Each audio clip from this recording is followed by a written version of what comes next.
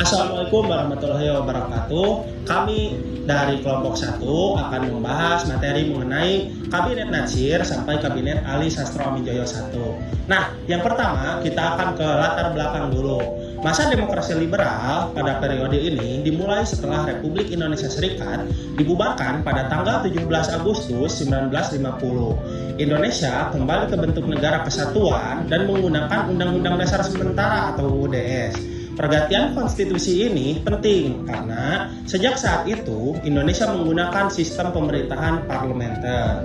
Dalam sistem parlementer ini, Perdana Menteri memegang kekuasaan pemerintahan yang paling tinggi, sementara Presiden hanya menjadi kepala negara tanpa wewenang eksekutif yang signifikan.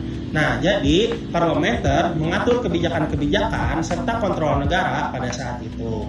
Lalu selanjutnya, situasi politik pada saat itu juga sangat dinamis karena jumlah partai politik yang sangat banyak dan tidak ada satupun partai yang unggul secara mayoritas. Akibatnya, setiap kabinet harus dibentuk oleh koalisi keberhasilan dari beberapa partai yang memenangkan pemilu dalam pemilihan parlementer ini. Jadi, pada saat demokrasi ini, kebebasan dalam berpolitik itu sangat dibebaskan karena tercermin dalam banyaknya partai politik yang didirikan.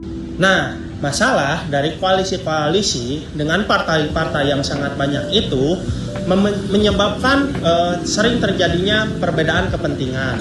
Inilah salah satu alasan kenapa masa demokrasi liberal dikenal sebagai masa penuh pergantian kabinet. Dalam waktu kurang dari 10 tahun saja, Indonesia mengalami 7 pergantian kabinet. Kondisi seperti ini membuat pemerintahan tidak stabil dan program-program sering berhenti begitu saja di tengah jalan karena pergantian kabinet yang sangat sering. Nah, selanjutnya ada penyebab pergantian kabinet dan inti permasalahan politik pada demokrasi liberal. Nah, yang selanjutnya kita akan membahas dari kabinet-kabinet. Yang pertama itu ada Kabinet Natsir tahun 1950 sampai 1951. Fokus pada pemulihan keamanan nasional, penataan organisasi pemerintahan, serta perjuangan diplomatik untuk Irian Barat. Ada juga kebijakan program tentang untuk memperkuat pengusaha pribumi. Namun, tekanan pemberontakan dan kegagalan diplomasi membuat kabinet ini jatuh melalui mosi tidak percaya. Khususnya pada Kabinet Sukiman tahun 1951 sampai 1952 jatuh karena kebijakan politik luar negeri yang kontroversial, yaitu Mutual Security Act. Dengan Amerika Serikat, perjanjian ini dianggap bertentangan dengan politik bebas aktif Indonesia, sehingga dukungan koalisi lemah. Nah, selanjutnya ada Kabinet Wilopo tahun 1952 sampai 1953, yaitu untuk mempersiapkan pemilu 1955 dan berusaha menjalankan stabilitas ekonomi.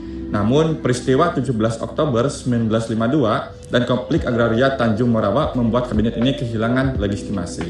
Nah, yang terakhir itu ada Kabinet Ali Sastro Amijoyo 1 tahun 1953 sampai 1955. Nah, ini berhasil menyelenggarakan 2 agenda penting, yaitu Konferensi Asia Afrika di Bandung yang menaikkan posisi Indonesia di dunia internasional.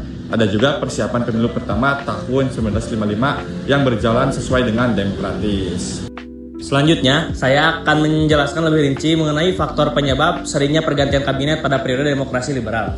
Nah, yang pertama ada fragmentasi politik, yang dimana pada saat itu banyak sekali partai dengan ideologi yang berbeda-beda karena tidak ada satupun partai yang dominan. Nah, dikarenakan banyaknya partai dengan ideologi yang berbeda, pada saat itu kabinet harus dibentuk melalui koalisi. Nah, koalisi ini nih yang mudah menjadi goyah, bahkan hanya karena kesalahan kecil atau perbedaan kecil saja bisa mengubah terkait kebijakan. Lalu yang kedua ada mosi tidak percaya.